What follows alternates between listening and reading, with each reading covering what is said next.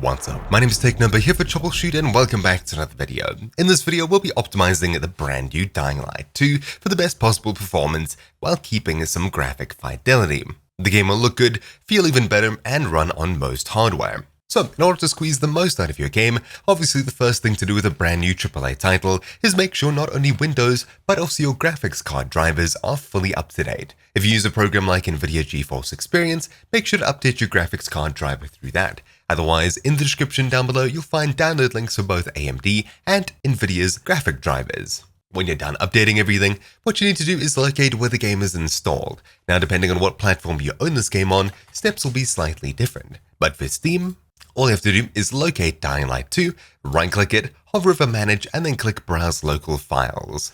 When you do so, a new file browser will open, and inside of here we'll have a bunch of different folders. What we're interested in is hiding in the PH folder, Work, Bin, x64, and it's this program over here, Dying Light Game x64 rwdi.exe. This is the program's main exe.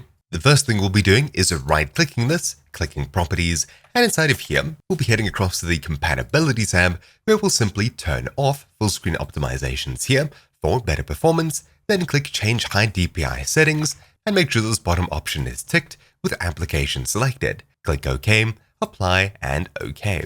Look at the very top and click in an empty space next to the folder path. That way we can select it all, then we can Ctrl-C or right-click Copy to copy. This next step is important if you're running a laptop or a computer with multiple GPUs. Hit Start and type in GPU, then open Graphics Settings. Inside of here, simply make sure Hardware Accelerated GPU Scheduling is turned on if you see this option. Then, under Graphics Performance Preference, select a Desktop app if it's not already selected, and then click Browse. When this new file browser opens, click at the very top once again in an empty space, Ctrl-V or right-click Paste, and hit Enter. Now we'll be taken across to the game's install directory, where we can double-click on Dying Light Game x64 rwdi.exe. Once it's added to the list, simply select it and click Options, then choose High Performance and Save. Doing this will make sure that the game runs on the best graphics processor we have in our computer, not holding back any performance. When you've done that, hit the Home button in the top left, and on the main settings screen, we'll be heading into Gaming. Inside of Gaming, simply make sure that the Xbox game bar is turned off unless you specifically use some of these features here.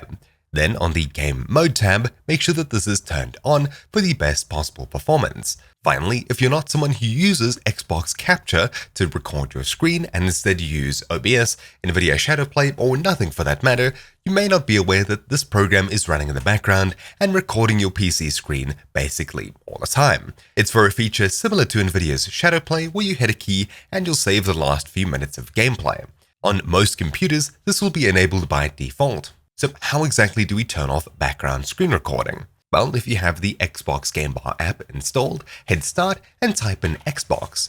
Then open the Xbox Game Bar app.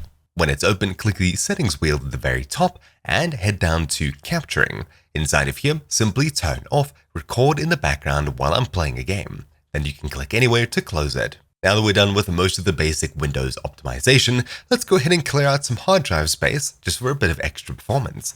Hit Start and type in Clean, where we'll be opening Disk Cleanup as administrator. When it opens up, simply choose C drive, the one with Windows, and hit OK.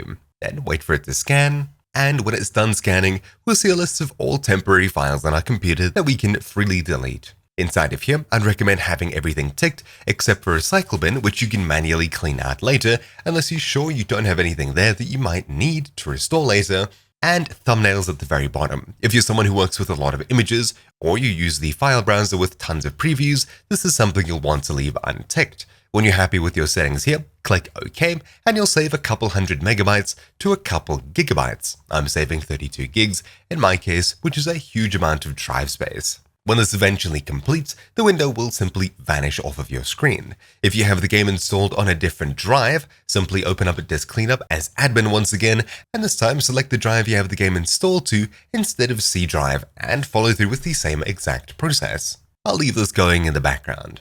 Speaking of background processes obviously take away some of your performance as they're using different parts of your computer.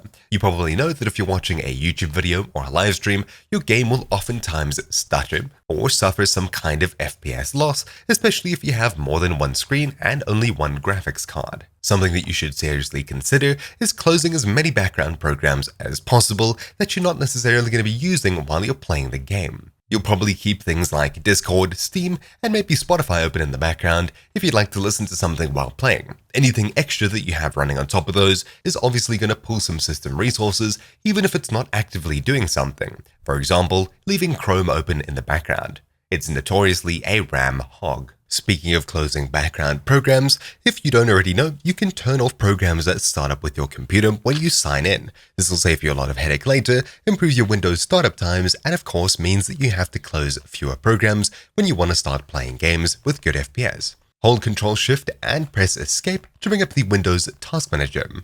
You can use the Processes tab to find hungry processes such as CPU-hungry processes, memory-hungry processes, etc. to optimize your computer and use as few background resources as possible. But the tab that'll help you speed up your computer's startup is the Startup tab at the very top. Simply sort by status, and everything listed as enabled here will start up when your computer logs in. Obviously, the more hungry programs you have running here, such as Google Chrome for example, the longer your startup times will be, and of course the more background processes will be running by default. If you'd like to minimize these even further and you're a techie person, head across to the Services at the very top and then click Open Services at the very bottom. Inside of here, you can sort by startup type, and everything listed as automatic will start up when your computer signs in once again. If you find a process you don't want running when you log into your computer, simply double-click on it and change startup type from automatic to manual. This way, either you or a program will have to start up the service in order to use whatever it's providing. Some very hungry programs do have very hungry services that run in the background, take a lot of resources, and don't really do that much. On top of this, anything that draws on top of the game will take away some performance as well. This goes anywhere from the River Tuner performance overlay to Steam's overlay or Discord's overlay. I know in my case, having the Discord overlay on oftentimes results in a lot of input latency and some FPS drops in specific titles, so do consider turning them off. Finally, even though we'll be dropping a lot of the in-game settings, if you still find yourself GPU limited in this game, it's a good idea to turn off hardware acceleration in programs like Steam, Discord, etc. because they usually take some kind of graphics card performance for accelerating certain animations, they could take up VRAM, and things like that. Turning off hardware acceleration in those programs can help, especially on super low-end GPUs. Anyways, with all of that Windows optimization out of the way, if you'd like to get even more performance through optimizing Windows further, check the description down below for not only a Windows 10, but also Windows 11 optimization guides, as well as super in-depth NVIDIA optimization guides for both of those platforms. Anyways, for the rest of this tutorial, we'll actually fire up the game and get into some of the in-game settings. Starting off, something I've definitely noticed is the main screen over here looks like quite a downgrade from the 3D fancy animated one in Dying Light 1. Is that too much of an issue? Not really.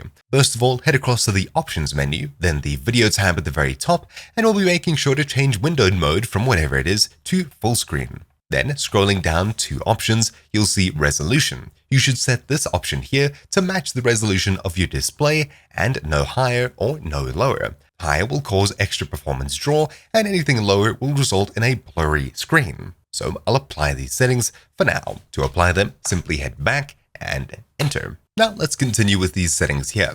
Like most recent games, it has a good explanation of what each of these options does if you don't already understand. Starting at the very top, vertical synchronization, VSync should definitely be turned off unless you're experiencing screen tearing. Otherwise, it'll result in extra input latency.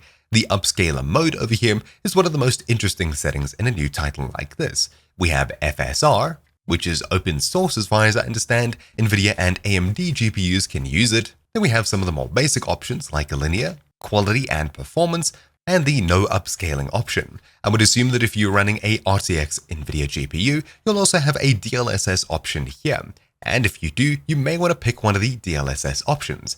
Otherwise, something that'll give you the best looks will be FSR quality while still giving you good performance. If you don't actually want to use the upscaler here, you can turn it to no upscaling. Basically, this option renders your game at a lower resolution and then scales it up using either AI or simple technology. This will result in a dramatic change in FPS and of course how the game looks, so do come along and play with this setting while you're actually in game to see what you prefer.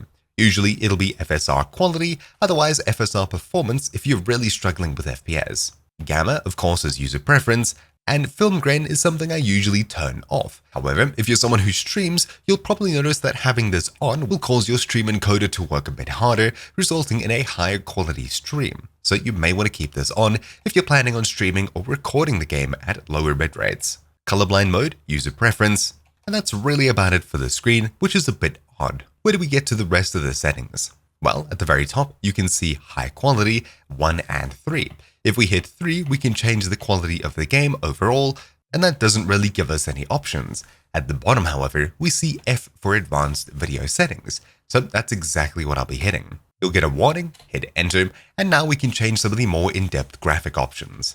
So, starting at the very top, renderer mode. We can choose between DirectX 11, DirectX 12, and that's really about it. This, of course, will highly depend on what kind of computer you have and what graphics card you have, so you'll need to play around here to see if you get better performance on DirectX 11 or 12. DirectX 12 does offer a multitude of better performance options, however it's not going to be the best for most setups as of yet. So DirectX 11 is usually what you'll stick to unless you'd like to try DirectX 12 and see if you get a better or worse experience. Asynchronous compute seems to have the wrong details for whatever option it is here, but I would assume it allows you to use multiple graphics cards. Of course, you'll need DirectX 12 for this, but if you do have multiple graphics cards of similar performance and probably the same brand, you'll be able to enable this and get better performance out of the game. I have a 1080 Ti and a 1080, so I definitely think I'll be running this later on in this video to see exactly what kind of effect it has. The game screen size over here doesn't really do much other than scaling down or scaling up the actual size of your screen. This is mostly going to be used for TVs where they're overscanning and you're losing the corners, etc. Sharpness is of course user preference, but I'd leave this at around halfway, 45 or 50%. Field of view is again user preference, and weirdly this seems to start at 0. I would assume 0 is the default of around 60-ish FOV, but of course we can crank this down to maybe 50, and we can push it all the way up to probably 80. It doesn't really give you a number for the field of view, which is a bit odd, but you can change it here at least somewhat. I usually crank this up higher just because that's my preference. Usually having more on the screen at once means that you lose a couple of FPS, but in some games, counterintuitively, it works the other way.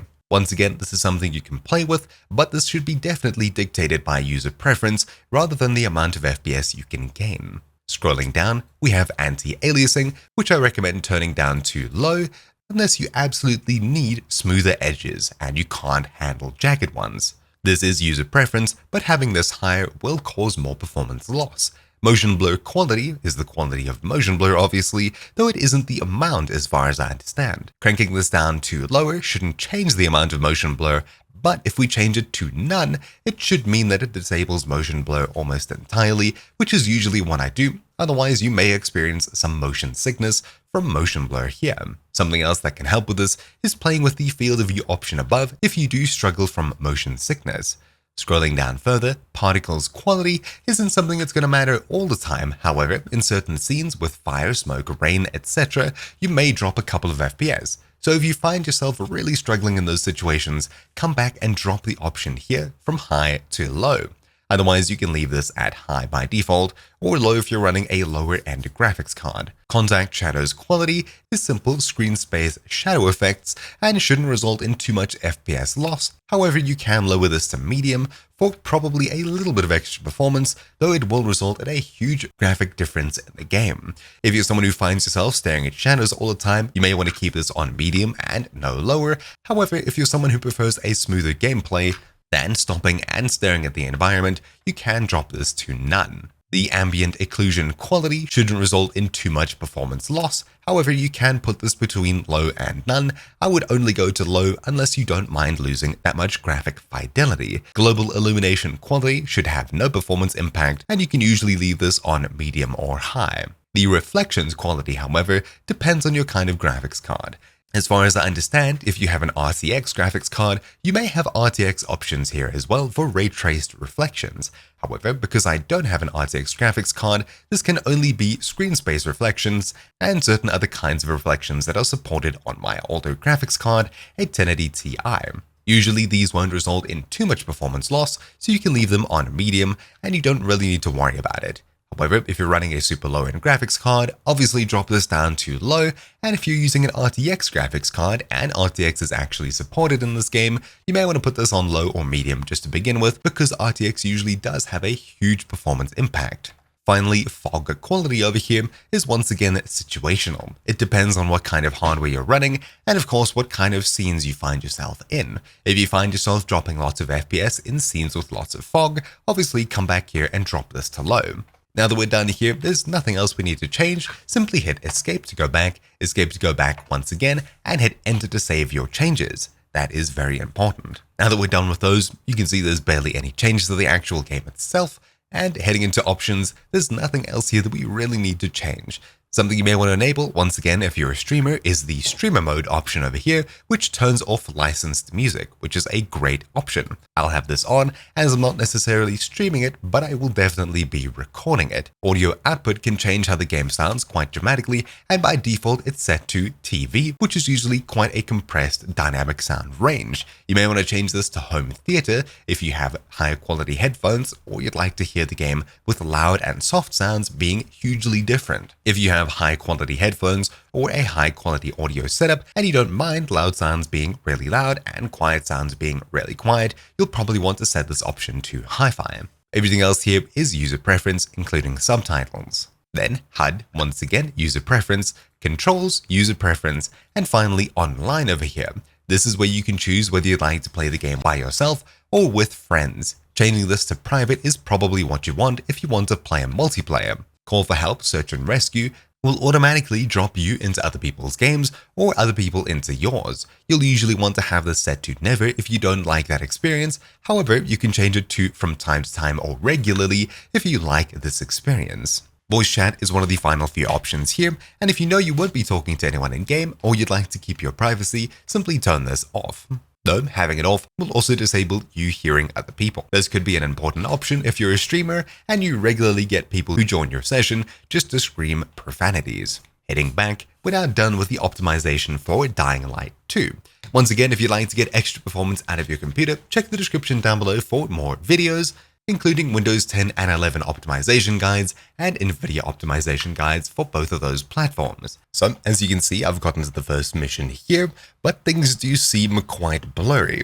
This is the upscaling setting that we mentioned earlier and usually results in this blurry effect. So I'll head into Options, Video, and simply set this to No Upscaling. Applying changes, and looking at the game once again, it should look a lot crispier, though I did drop from 63 FPS to just 45. So obviously I don't have the most up-to-date graphics card, but the game is using quite a bit of resources on my computer, to say the absolute least.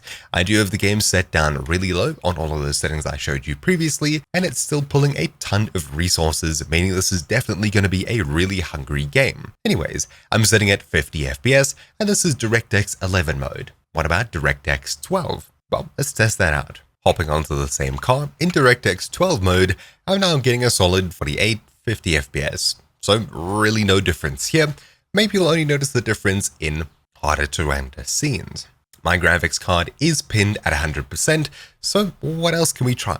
Well, because I have a 1080 Ti and a 1080, what does asynchronous compute do?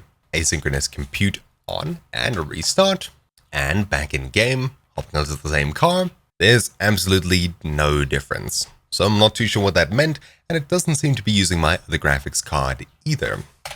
Very weird. I was quite sure that was supposed to be the multi-GPU option. I guess maybe not. That is one of the selling points of DirectX 12. So overall, 50 FPS, I do think the game can do with quite a bit of optimization, and it's not really running the best on older hardware. Let's quickly see what happens if I drop the rest of my settings as low as they go. Dropping contact shadows to none, ambient occlusion to none, global illumination all the way down to low, and fog quality to low as well. Applying changes, well, you can see I'm at about 57 FPS, and there's been a small change in graphic quality. So once again, leaving those options on medium or high usually won't result in any performance change, and as you can see it's only 7 or 10 FPS, which is a handful, but it's not a huge amount. Once again, you may prefer those higher quality effects rather than having a super flat game like this. As for input latency and things like that, nothing else has changed here, so I'm pretty happy with the optimization that I showed you in this video, and I'm quite sure it's resulted in a lot of FPS gain. Just for curiosity, let's go ahead and crank up the settings to default, high quality, back and apply. The game definitely took a lot longer to load, motion blur and input latency is more pronounced, and I'm sitting at a solid 40 FPS. 43, 44. It's definitely not a huge drop in FPS, though there is a massive input latency change. Obviously you can't tell here. So this game definitely does need a huge amount of optimization, but oh well, I guess that's probably going to be coming in the future.